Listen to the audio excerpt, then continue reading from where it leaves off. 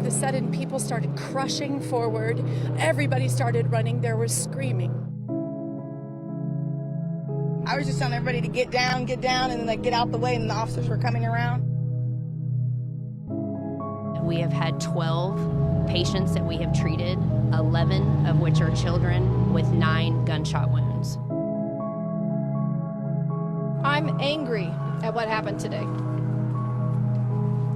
The people who came to this celebration should expect a safe environment. Families fled in all directions today as gunshots rang out during the Kansas City Chiefs Super Bowl parade. One person was killed. At least 22 others were hurt, many of them children. 9 News reporter Jaleesa Rosari is live in Kansas City for us tonight. And Jaleesa, we're learning a little bit more about the victims.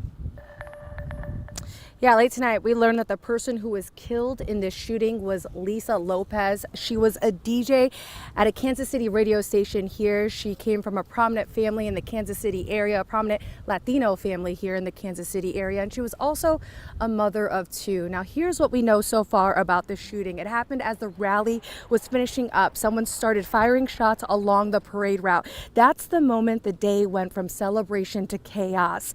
One hospital reports they're treating 11 children, 9 of them with gunshot wounds. They expect all of those kids to recover. Police have not said what led up to this shooting. Immediately afterward, 3 people were detained for investigation tonight. There are few answers in what was a scary situation for so many people. All of a sudden, people started crushing forward. Everybody started running. There was screaming. We didn't know what was happening, but this day and age, when people run, you run. We became part of a statistic of too many Americans, those who have experienced or been part of or connected to a mass shooting. That is something that I hope we all recognize is highly problematic for all of us. Now, a chief official says everyone on the team is okay. Players and coaches were actually on a bus headed back to Arrowhead Stadium when the shooting occurred. Of course, we'll continue to learn more in the hours and days ahead of the victims of this incident, of what should have been a day of celebration. Kyle and Kim. A day with so many families hoping to make memories. When you talk about the children injured, I mean, they had no school today. They canceled school so families could celebrate together. Right, this was supposed to be a beautiful day of celebration, of happiness, and now it is going to be a day that these kids will never forget, but for unfortunate circumstances, that's for sure. Sadly, so many. Thank you, Jaleesa. The shooting brings back memories of violence at our large sports celebrations here in Denver recently. In June, at the Nuggets championship parade, 2 men were shot just north of downtown on the outskirts of that celebration. Police said it was a targeted shooting not related to the parade. The suspected shooter faces attempted murder charges. Just days earlier, the night that the Nuggets won the championship, men fired shots at each other inside a crowd downtown. 10 people were hurt. Those attempted murder charges head to court in March and April.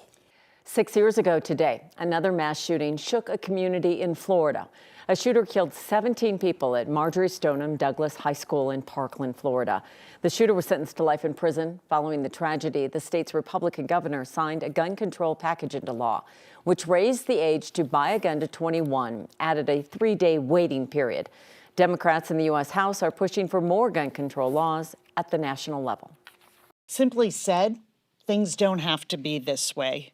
America's gun crisis is not inevitable. The slaughtering of children in their classrooms is not preordained.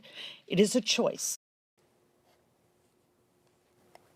Here in Colorado, Democrats are backing a package of gun control bills again this year. One of the most sweeping, a ban on concealed carry in most public places. It would be a misdemeanor in so-called sensitive places. That's defined as parks, community centers, religious buildings, and outdoor public events with permits. Another bill from Democrats would ban buying, selling, and making so-called assault weapons. That's defined in their bill as a .50 caliber rifle or a semi-auto with a detachable magazine and a modification like a pistol grip. You'd still be allowed to own one if the bill were to pass. It just outlaws the sale, transfer, manufacture. Violators could face up to a $500,000 fine. Exceptions include members of the military and law enforcement.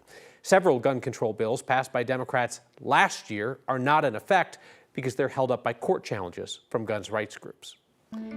We will have more live coverage on the Kansas City parade shooting tomorrow. In the meantime, you can get all the latest developments on our website and our 9 News app. Mountains got some light snow tonight. We'll look there at Loveland Pass earlier. High country's in for another round tomorrow. But Kathy, we have been dry and mild all week long so far. And you know what that means. Yeah. You do. It's a pattern we've seen for the last month. We have warm, dry weather all week, and then Friday into Saturday, here comes the cold and snow, and this week will be no exception. Tonight, it's beautiful after a lovely Valentine's Day with temperatures some 15 to 20 degrees above average across eastern Colorado. We have cooled back to 28 in Denver, and we're watching moisture coming in ahead of a storm still off to the west, but there's also a weak front dropping out of Wyoming that will bring in some low-level moisture for fog tomorrow morning. Could be fog out of DIA, Greeley, areas north of Denver. And we've also got advisories out for snow and high avalanche danger. Not a lot on the radar now, but that's going to be changing in the next 6 to 12 hours. We're going to start to see that snow really pick up as a winter weather advisory goes out tomorrow morning through Saturday for over a foot of snow. And that also means that avalanche danger is something we should be talking about heading into the weekend. The Park Range area north of Steamboat Springs of particular concern this afternoon and evening. And we'll be watching as the fog moves out. We'll get some sunshine in the afternoon. Then about this time tomorrow night, here comes the snow. I'll tell you how much coming up in just a bit. Someone shot and killed a man outside the Denver Aquarium this afternoon. It happened right outside in front of the building while visitors carried on inside, mostly unaware. Jennifer Meckles is there for us tonight. And Jennifer, police are still looking for that suspect. Still looking for the suspect, Kyle, and the crime scene that was out here for hours earlier today has cleared. The road is open. There is no longer crime tape outside of the aquarium. But this caught a lot of visitors at the aquarium by surprise today. They had no idea something had happened outside the building until they left and were walking to their cars. We were just walking through, seeing fish, and then it ended, and we went to the gift shop, came out, and all of a sudden all the cops were here. So we were like, whoa, what's going on? The crime scene tape outside Denver's downtown aquarium caught Anna Bronner by surprise. Yeah, and they escorted us around the cop cars, and that was that. So We got here just before 3. Same with Terry Hansen, who stopped for a quick happy hour before leaving. The waitress walked up, and then the bartender walked up, and they said, hey, we've had an incident. We need you guys to cash out, and we need you guys to leave. While guests carried on, mostly oblivious, inside. Outside, Denver police say somebody from inside a vehicle shot a man in front of the aquarium. He died at the hospital. Bullet holes visible as investigators worked the scene. No word from police about who did it or why. We didn't hear anything. We heard a couple loud bangs, but we thought it might be part of like the flash flood exhibit or something. But that was it. Nobody said anything. Business as usual, as guests like Colton Anderson and Alondra Garcia only realized something happened on their way out the door. And then there's someone blocking the gift shop exit. There was a cop, and then one of the aquarium ladies, she escorted us out and took us behind the cop cars and told us where to go. Yeah, but that's it. Yeah, that was completely it. Nobody explained anything either, so yeah. just walking out to a bunch of cars and everything. Didn't have very much to say today other than business was still open, and it was a little odd tonight, guys. We saw people coming and going, kids throughout the day, still entering the building. And tonight they actually had a Valentine's Day event. People were walking in around crime scene tape in nice clothes for a nice dinner tonight. So the place was still open. Yep, probably with absolutely no idea what had transpired earlier. Jennifer Meckles, thank you. Anti-trans activists scored a victory recently when the Children's Hospital of Colorado pulled back on gender-affirming care last year. Children said it was trying to protect its staff and patients from violent threats. Now, Children's is getting sued by one of those patients for discrimination. Last summer, Children's Hospital stopped providing gender-affirming surgeries for patients over 18.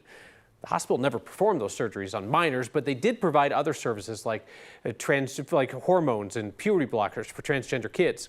The Colorado ACLU is suing on behalf of an 18-year-old patient who had been receiving care at the hospital for years and was waiting for final approval for chest reconstruction surgery when that policy changed. The ACLU says singling out transgender patients and canceling their care violates Colorado's anti-discrimination laws. The doctors all agreed this is medically necessary, it's medically appropriate, it's exactly what this client needed, what this person needed. And it was the decision of the hospital, not the doctors, the decision of the executives at the hospital. We're going to stop these treatments just for transgender people. Children's Hospital would not comment today. They said they had not yet been served with the lawsuit. The computer hackers who caused major problems for courts and public defenders in Colorado wanted a ransom. The public defender's office shared that news today. The office shut down its computer system earlier this week when they found out about the hack. That means attorneys don't have access to their files, leading judges to postpone several court cases. In an update today, the office says it's unclear how many cases are affected or when they'll get the system back online. The historical marker for Denver's Chinatown is missing. Police are investigating whether it was stolen. It was at 16th and Wazee near Coors Field, one of 3 markers put up last year to share the story of Denver's Chinatown, the spot where Chinese-owned businesses flourished in the late 1800s. The group that helped put up the markers recently found that one was gone. The marker missing feels like to us another type of erasure of our history. Whether or not the marker is missing because of malicious reasons, it does feel disappointing in a way that this is sort of a metaphor for oftentimes how marginalized histories are just not really in the mainstream. The organization's now raising money to replace that marker. We have more information on their effort in this article on 9news.com.